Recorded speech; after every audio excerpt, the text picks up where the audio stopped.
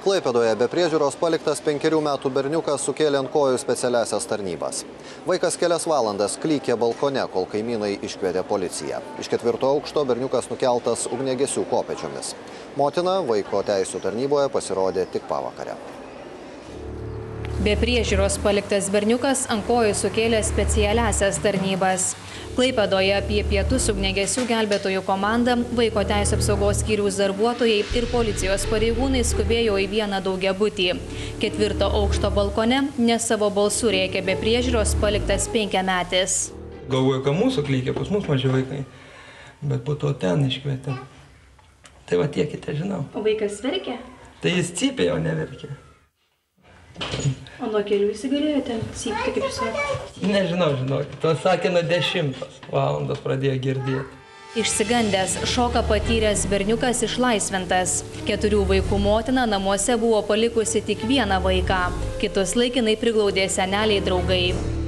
5-metis šiuo metu saugus. Jis laikinai apgyvendintas šeimos ir vaiko gerovės centre.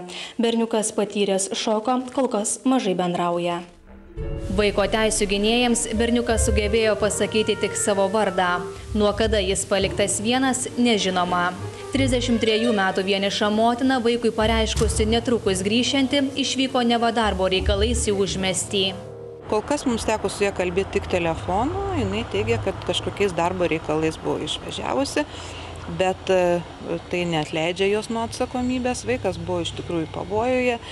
Šitai būti neturi ir šito daryti jinai neturėjo teisės, aišku. Tai yra tikrai nedažnai, šią vasarą mes turbūt pirmą kartą tokį atvejį girdim, kad tai vaikas yra paliktas be priežiūros ir dar toks mažiukas ir iš pat ryto, kiek mes žinome, tai nėra iš tikrųjų labai dažnas toks atvejis. Policijos pareigūnų tikinimu, nukėlus vaiką ant žemės, 5-mečio motinai pranešta apie mažylio išlaisvinimą. Tačiau klaipėdietė teigė, negalinti grįžti į namus.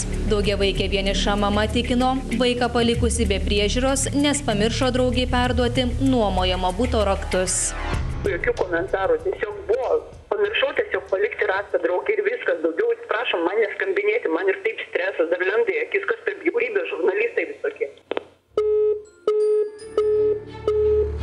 5-mečia motina vaikų teisių apsaugos tarnyboje pasirodė prieš pat baigiantis darbo dienai. Specialistai berniuką moteriai grąžino. Reporterė Gintarė Butkienė, Klaipėda.